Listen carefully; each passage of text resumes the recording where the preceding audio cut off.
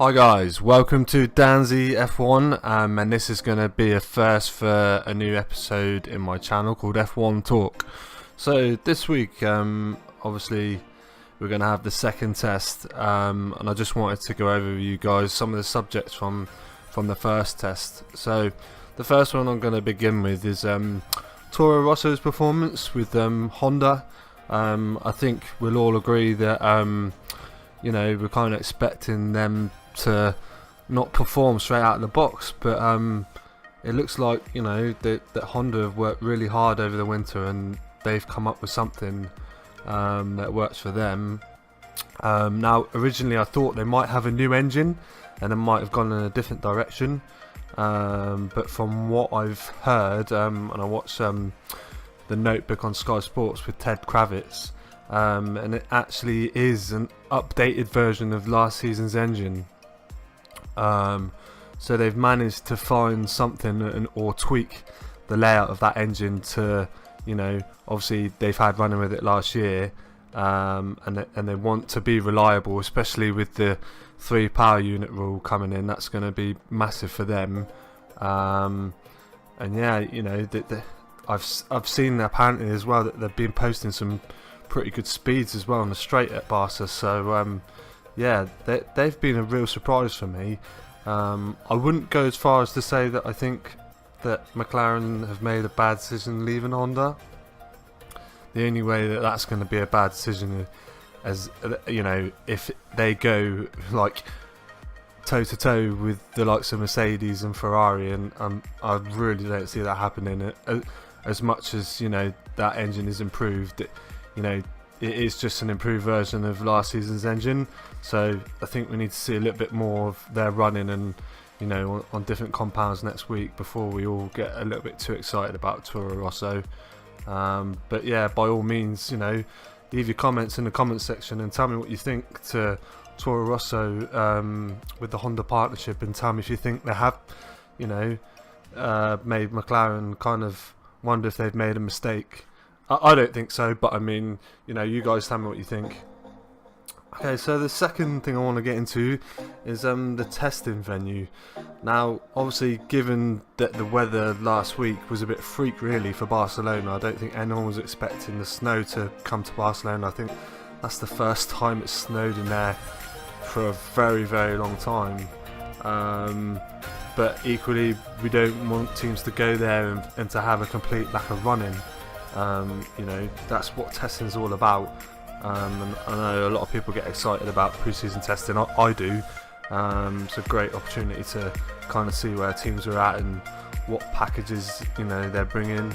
But I've heard a lot of there's been teams saying that we can't go to places like Bahrain because of the cost that it gives to teams, because obviously they all have to take their stuff via freight, and they're saying that to go there would be too expensive, and obviously the logistics of Barcelona, from where they're coming from in the UK, does make a lot of sense. So I really don't see this changing to next season. I think the weather, is just freak and it's caught everyone out.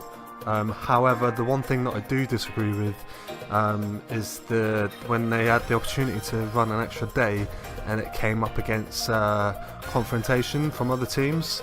I think these teams was Haas and Williams, and this is just to suit their own agendas really.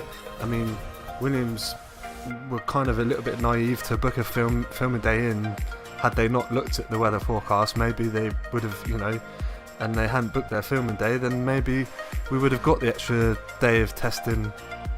I'm not sure why Haas put up a fight against it.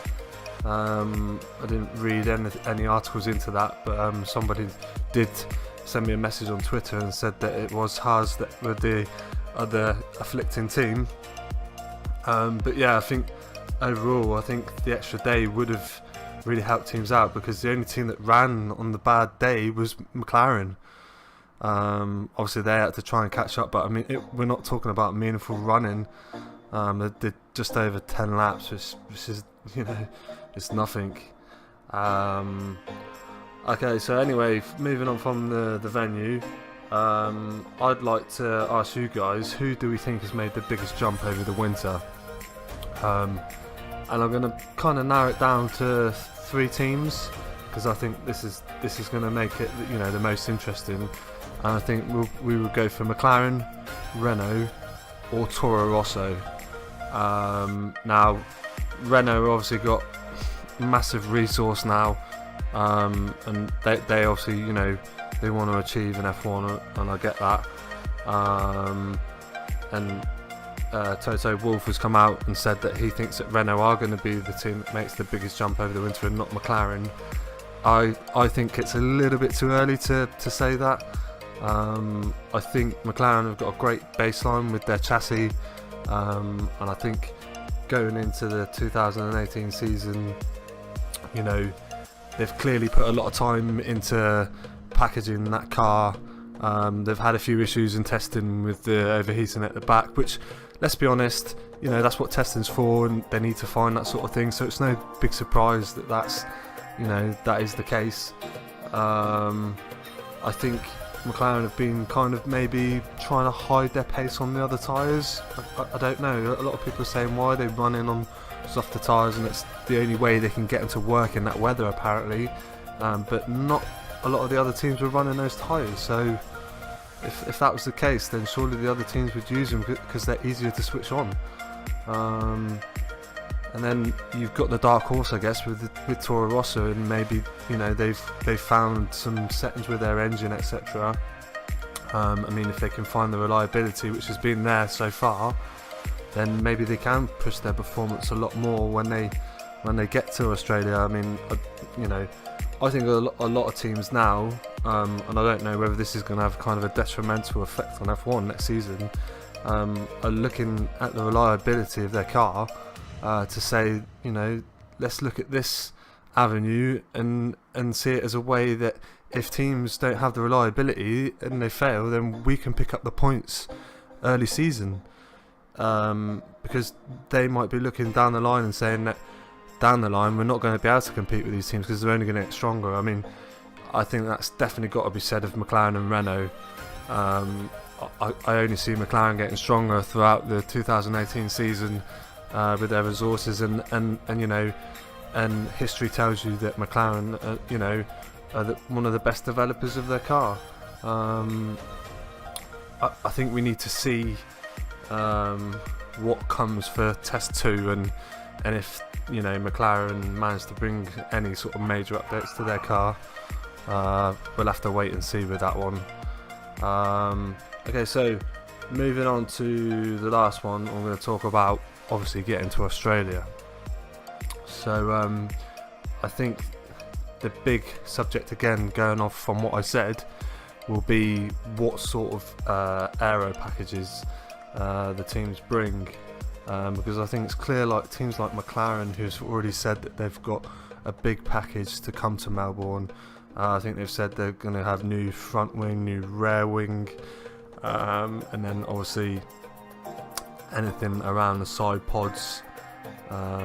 Once they decide which aero route is going to be the best philosophy for them to take, because we've seen a lot of the teams like Ferrari and Red Bull going for these narrow side pods and all the winglets surrounding them. So I don't know if that's something that McLaren are going to go down, because around that area the car seems quite, they want to get the flow down there, but they haven't gone for that early doors. So yeah, we'll have to wait and see.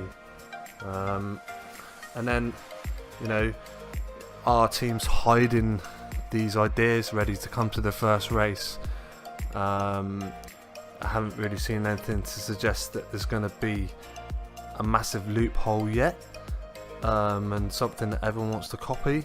But obviously that could come next week in testing. This week in testing.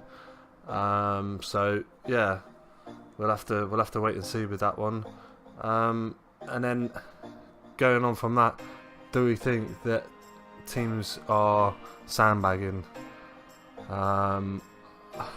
it's clear that the teams haven't gone for out and out time, and that will only happen on the last couple of days.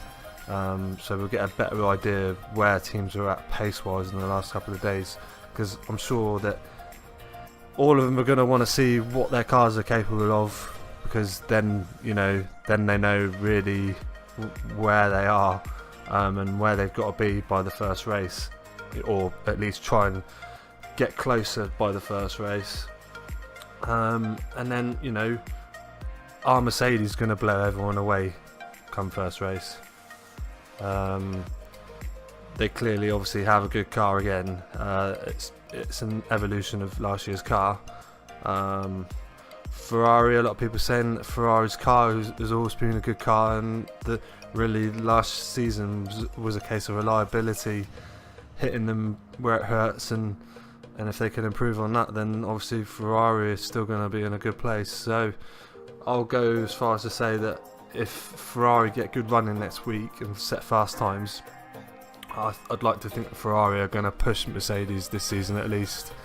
And then Red Bull, I think, have a good chassis. So it's more down to how far the Renault engine can go like that for the likes of all three Renault teams, not just Red Bull. It would be Renault, the works team, and McLaren.